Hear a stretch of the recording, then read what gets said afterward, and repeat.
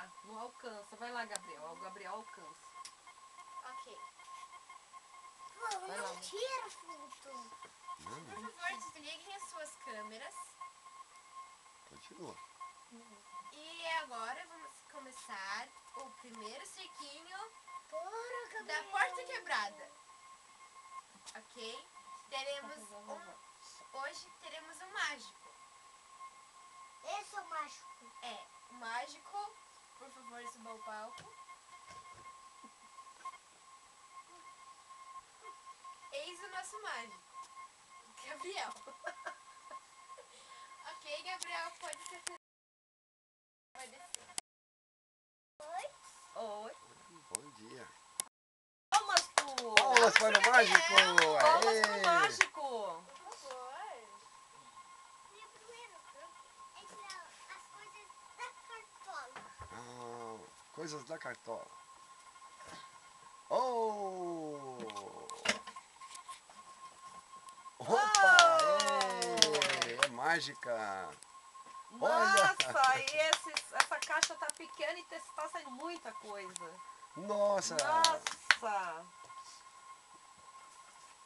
Caramba! Olha, até bola saiu da cartola. Um celular! Meu Deus! Um pouquinho, Gabriel. Mágico. Até lápis de cor. Ok, então, pro segundo Palmas para o mágico! Palmas! Muitas palmas. O segundo truque é... Eu escrevi uma palavra aqui. Todo mundo tá vendo o que é. Ninguém pode falar, o Gabriel não sabe ler.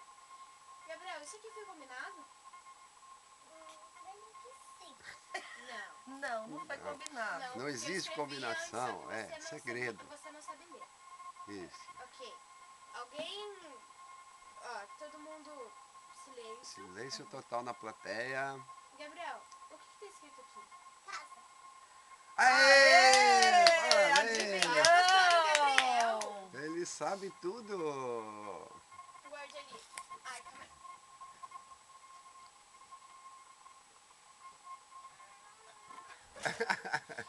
Ok.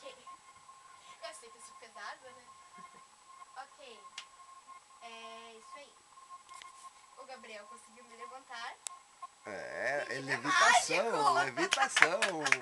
Truque de levitação. Levanta um elefante. É, a levitação. Parabéns! Esse foi o nosso circo.